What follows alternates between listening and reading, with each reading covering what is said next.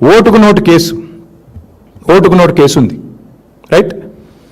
అజ్మల్ కసబ్ అనేటోడు తీవ్రవాది అనేది ఎంత స్పష్టంగా కెమెరాల్లో దొరికిండో, అజ్మల్ కసబ్ అనేటోడు తీవ్రవాది హంతకుడు అనేది ఎంత వాస్తవమో, రేవంత్ రెడ్డి దొంగ అనేది అంతే వాస్తవం. ఆయన కూడా కెమెరాలో దొరికిపోయాడు. కసబు కెమెరాలో దొరికిండు, రేవంత్ రెడ్డి కూడా కెమెరాల ముంగటనే దొరికిండు. ఏమైంది మన కేసు? ఎందుకు పర్సూ చేయట్లేదు కేంద్ర ప్రభుత్వం? పర్సూ చేయాలి కదా.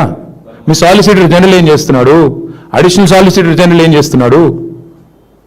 ఏం జరుగుతుంది? ఎవరు కాపాడుతున్నారు? కనబట్లేదు అందరికీ? తెలుసు బ్రదర్, అక్కడ ఏం జరుగుతుందో కూడా తెలుసు. ఎన్ని రకాల మేనేజ్మెంట్లు నడుస్తున్నాయో మాకు కూడా తెలుసు. అన్నీ బయటకు వస్తాయి. టైం ఉంది అన్నిటికీ.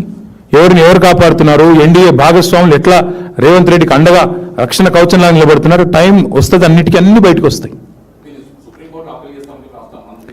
ఇప్పటికే తగలబెట్టిన కోట్ల రూపాయలు దండగా అంటే మళ్ళీ మీదికెళ్ళి సుప్రీంకోర్టు. ఇప్పుడు మీరు ఆలోచన చేయండి, ఆ ఘోష్ కమిషన్ రిపోర్ట్ 650 పేజీలో 900 పేజీలు వచ్చింది. అది ట్రాష్ అని చెప్పింది ఇలా హైకోర్టు. అదే వేస్ట్ రా నాయన అంటే మళ్ళీ సుప్రీంకోర్టుకు పోయి మళ్ళీ ఏదో చేస్తా. అసలు విషయం ఉంటే కదా ఏమైనా చేసేది. వాళ్ళకి ఇంకేం ఎజెండా ఉంటుంది బ్రదర్? నాకు అర్థం కాదు. ప్రజలకు పనికొచ్చే పనులు ఏమైనా చేస్తారా క్యాబినెట్లో? 2500 మహిళలకు ఎప్పుడు ఇస్తారు అని ఒక్క సన్న మంత్రి మాట్లాడిండి ఇప్పటివరకు? ఒక్క సన్న 100 రోజుల్లో ఇస్తామన్న గ్యారెంటీల సంగతి ఏమైంది అని చెప్పే ధైర్యం ఒక్క మంత్రికి ఉందా బయటకు వచ్చి మాట్లాడేది? ఆర్టీసీ కార్మికులు సమ్మె చేస్తున్నారు, వాళ్ళ గురించి మాట్లాడారా క్యాబినెట్లో?